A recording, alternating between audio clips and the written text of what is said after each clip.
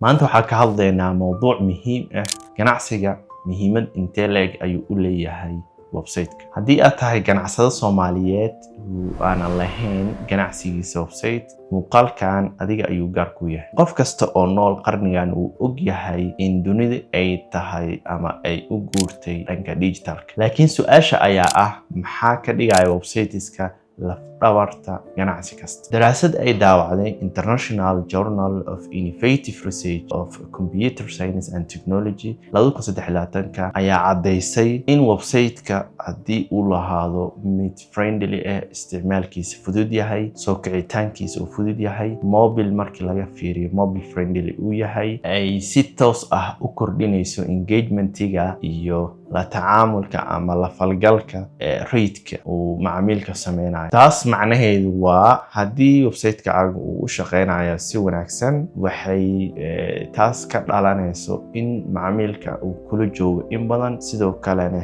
iibkaaga uu kordho. Haddii aan isdul taagno caalamka, 71% ganacsiyada caalamka waxay leeyihiin websites. Mareykanka gudihiisa sanadkii 2023 waxaa la yiraahdaa 73% ganacsiyada waxa ay lahaayeen websites, halka ku dhawaad 24% ay qorsheynayeen in ay u sameystaan ganacsiyadooda websites. 81% macaamiisha cilmi baaris ayay online-ka ku sameeyaan inta aysan iibsan alaab. 94% aragtida koowaad ee macaamiisha waxay ku saleysan tahay habka uu u yaalo ama nashqada website-kaaga uu u egyahay. Haddaba bal isweydii, haddii macaamiishaadu ay online-ka ka raadiyaan adeegyadaada sidoo kalena ay kaa waayaan, maxaa dhici doona? Dabcan waxaa dhihi karnaa waxaa laga waayay suuqyada digitalka oo aad ku fursad weysay. Saameynta website-ka uu leeyahay. Daraasad ay qortay Journal of South Asian 2023 waxay sheegaysaa website-kaaga haddii uu leeyahay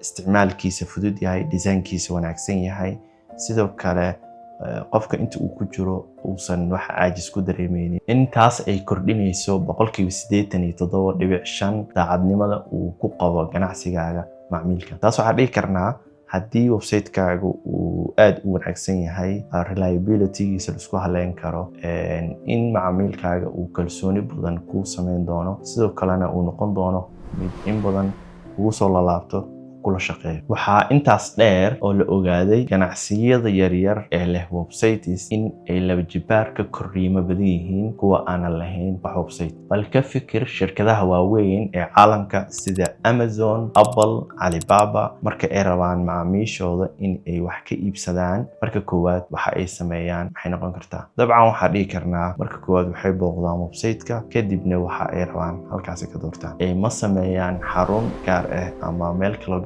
ma aadaan. Ganacsiyada yaryar marka ay sameystaan website, waxay si fudud u gaaraan meel ka baxsan deegaankooda ama dalka markaas ay joogaan, oo waxay fursad u helaan in ay dunida dacaladooda gaari karaan. Haddaba waxaa dhihi karnaa website-ka waa u muhiim, waana laf-dhabarta horumarka ganacsi kasta. Waa halka macaamiishaadu kugu arkaan, kugu qiimeeyaan, kuna go'aamiyaan in ay kula joogaan, kulana shaqeeyaan. Haddii aad tahay ganacsade Soomaaliyeed aan lahayn ganacsigiisa wax website ah, magacaygu waa Cabdifataax Shureym, waxaan ahay web designer. Waxaan kaa caawin karaa in ganacsigaaga uu yeesho website ka turjumayo baahidaada. Mahadsanid.